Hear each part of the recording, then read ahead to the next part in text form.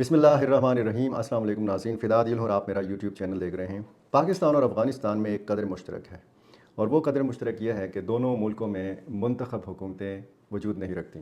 पाकिस्तान में भी इस वक्त मुंतखब हुकूमत नहीं है, और अफ़गानिस्तान भी इस वक्त मुंतखब हुकूमत से महरूम है।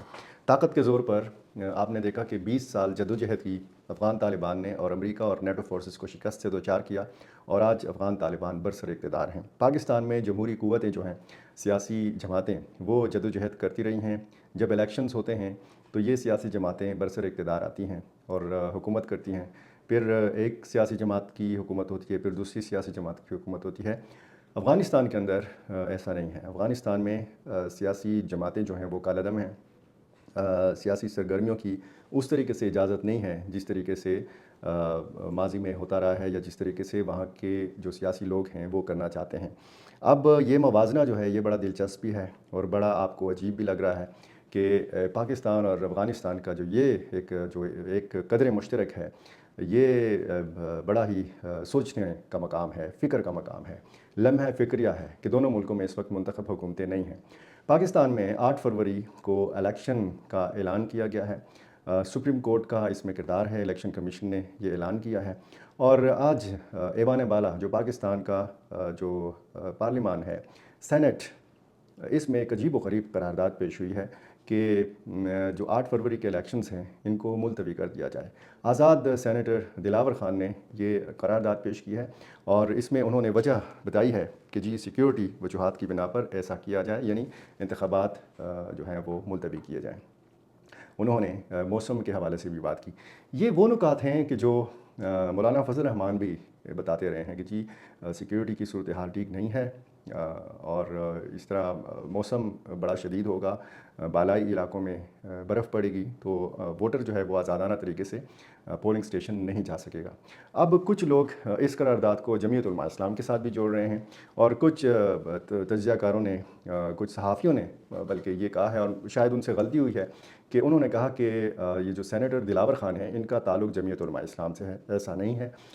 ये आज़ाद हैसियत से मुंतखब हुए थे, और ताल्लुक़ इनका मुस्लिम लीग नून से है, लेकिन हुए थे आज़ाद हैसियत से मुंतखब। तो इस सूरत हाल के बाद पाकिस्तान में एक ख़ासा बोलचाल है।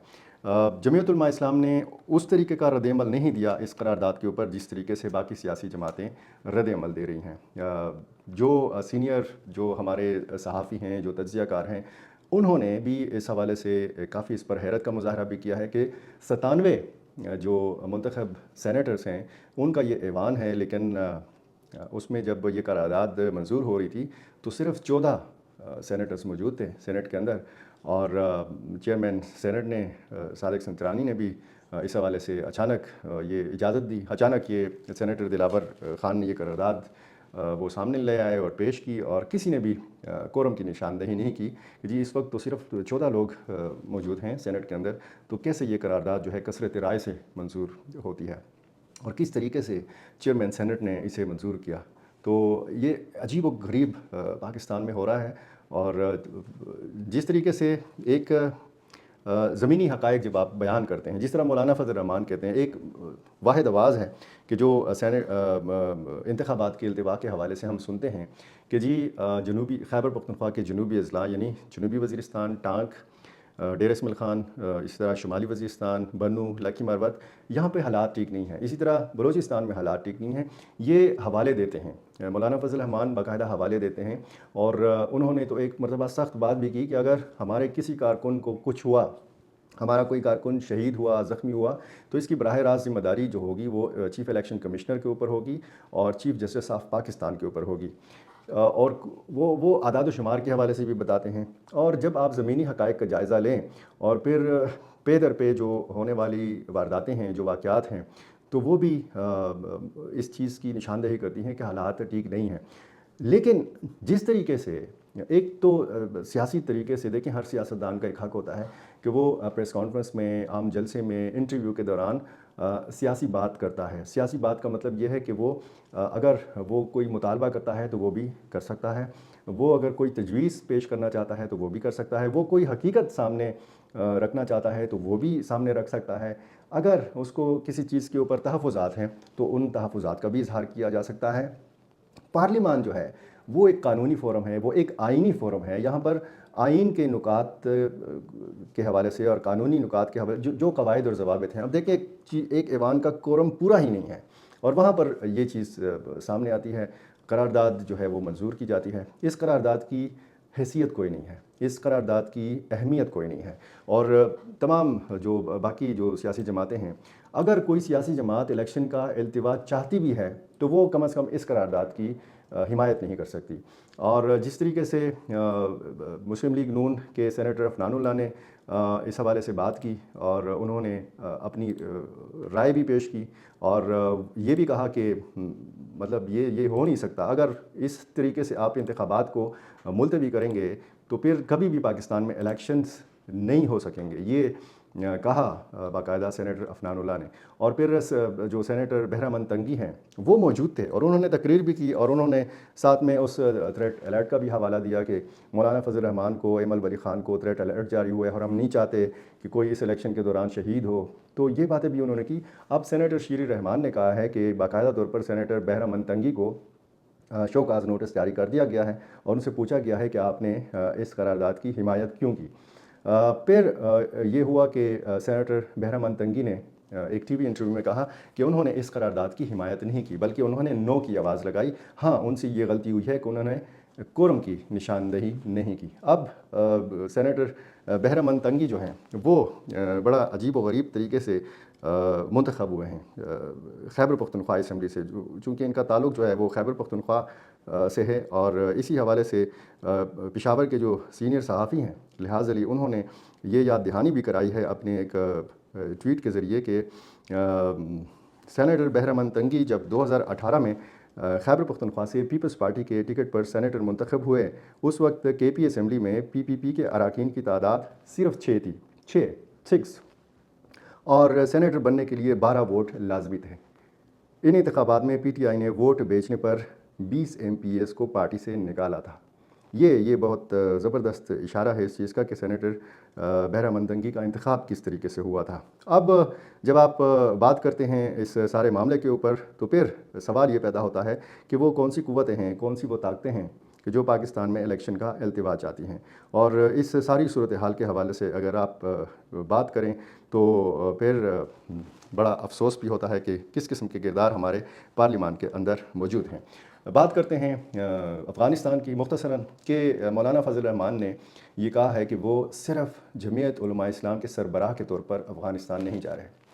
ان کو باقاعدہ بریفنگ دی گئی ہے وزارت خارجہ کی طرف سے اور پاکستان کی حکومت کی جانب سے. وہ اگر جائیں گے تو وہ پاکستان کے نمائندے کی حیثیت سے جائیں گے اور وہ اگر جائیں گے تو صرف کابل نہیں جائیں گے، وہ جائیں گے تو قندھار بھی جائیں گے. وہ صرف افغان کابینہ کے ارکان سے کچھ وہاں پہ وزراء سے ملاقات نہیں کریں گے. وہ اگر افغانستان میں ملاقات کریں گے تو ملا ہیبت اللہ سے ملاقات کریں گے جو افغانستان کے امیر المومنین ہیں، اور ظاہر ہے کہ یہ ملاقات ہوگی قندھار میں. اس کا مطلب یہ ہوا کہ مولانا فضل الرحمان صرف کابل نہیں جا رہے، وہ قندھار بھی جا رہے ہیں اور وہ پاکستان کے نمائندے کی حیثیت سے جائیں گے. پاکستان کا موقف کیا ہے، پاکستان افغانستان کی حکومت سے چاہتا کیا ہے، یہ ساری بریفنگ دی گئی ہے مولانا فضل الرحمان کو. اور مولانا فضل الرحمان یہ سارا موقف لے کے افغانستان جائیں گے. وہاں پر جب ان کی بات چیت ہوگی تو پھر دیکھا جائے گا جب وہ واپس آئیں گے. ذبیح اللہ مجاہد نے یہ کہا تھا کہ ہم نے دعوت دی ہے مولانا فضل الرحمان کو اور ہم ان کو بتانا چاہتے ہیں کہ جو پاکستان کے الزامات ہیں اور جو افغانستان کے اندر حقائق ہیں ان ساری حقیقتوں سے مولانا فضل الرحمان کو آگاہ کیا جائے گا، افغان حکومت کے موقف سے آگاہ کیا جائے گا، تاکہ مولانا فضل الرحمان جب واپس جائیں تو پھر وہ پاکستانی حکام سے بات کریں اور افغان حکومت کا موقف ادھر پہنچائیں.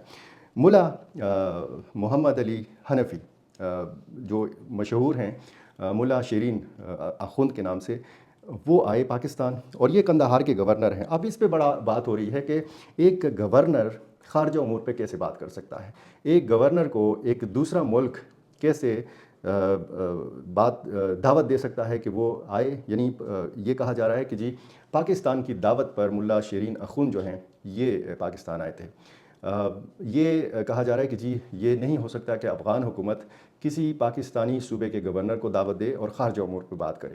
اب اس پہ لے دے ہو رہی ہے، اس پہ بحث ہو رہی ہے کہ ایک گورنر جو ہے صوبے کا وہ کس طرح خارجہ امور پہ بات کر سکتا ہے. افغانستان کے وزیر خارجہ ہیں امیر خان متقی، یعنی ان کے بجائے شیریں اخون صاحب جو ہیں ان کو کیوں بھیجا گیا ہے، اس پر بڑے سوالات اٹھ رہے ہیں۔ بھیجا ہے ان کو ملا ہیبت اللہ نے۔ ملا ہیبت اللہ ہیں سپریم کمانڈر، ملا ہیبت اللہ ہیں امیر المومنین امارات اسلامی افغانستان کے، تو وہ بھیج سکتے ہیں، انہوں نے بھیجا۔ اور انہوں نے اس لیے بھیجا کہ ایک تو آپ کو یہ پتہ ہونا چاہیے کہ اس وقت اگر بات مانی جاتی ہے تو وہ قندھار کی مانی جاتی ہے۔ کابل کی حیثیت ٹھیک ہے، دنیا کابل کو افغان دارالحکومت سمجھتی ہے، لیکن قندھار کی بہت زیادہ اہمیت ہے اور گورنر قندھار کی بہت زیادہ اہمیت ہے۔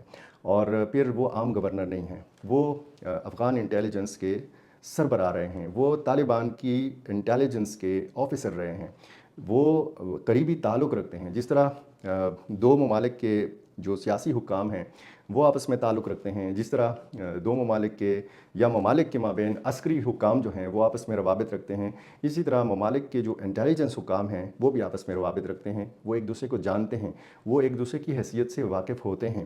تو اسی طرح ملا شیریں اخون جو ہیں ان کی حیثیت سے پاکستان اچھی طرح واقف ہے، پاکستانی اسٹیبلشمنٹ اچھی طرح واقف ہے۔ پاکستان بھی چاہتا ہے کہ معاملات جو ہیں وہ بات چیت کے ذریعے حل ہوں، لیکن افغانستان میں اگر اس وقت حکومت ہے تو وہ طالبان کی ہے۔ پاکستان کہتا ہے کہ بات چیت ہوگی تو صرف افغان حکومت کے ساتھ ہوگی، کسی جتے کے ساتھ، کسی گروہ کے ساتھ نہیں ہوگی، یعنی ٹی ٹی پی کے ساتھ نہیں ہوگی۔ اور پاکستان یہ بھی کہتا ہے کہ افغان طالبان کو اب کسی جتے یا کسی گروپ، کسی گروہ کی صورت میں اپنا رویہ نہیں اپنانا چاہیے، ایک حکومت کے طور پر اپنا رویہ اپنانا چاہیے تاکہ یہ معاملات آگے بڑھ سکیں۔ معاملہ بہت حساس ہے اور معاملہ ہے ٹی ٹی پی کا، افغان مہاجرین کا، ڈیورن لائن کا، اور یہ بہت سارے معاملات پہ بریفنگ دی گئی ہے مولانا فضل الرحمان کو۔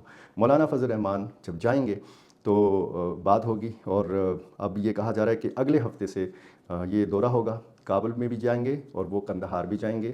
ملا شیریں اخون جو ہیں وہ اپنا دورہ مکمل کر چکے ہیں، ان کی بات چیت یہاں پہ ہو چکی ہے۔ انہوں نے کیا یہاں سے وہ لے کر گئے ہیں یہ پھر آئندہ چند دنوں میں پتہ چلے گا، اور ظاہر ہے کہ جب افغانستان میں وہ جائیں گے تو مولانا فضل الرحمان کی ملا ہیبت اللہ سے بھی ملاقات ہوگی، اور یہ ضروری ہے کہ ان کی ملاقات وہاں پر ملا شیریں اخون کے ساتھ بھی ہو، اور اسی جو وفود کا تبادلہ ہے اسی سے امیدیں باندھی گئی ہیں کہ بہت سارے معاملات حل ہو جائیں گے، اور روابط ہیں، بیک ڈور روابط ہیں ٹی ٹی پی کے ساتھ بھی۔ مزید تفصیلات کے لیے اگلے ولاگ کا انتظار کیجیے۔ بہت شکریہ۔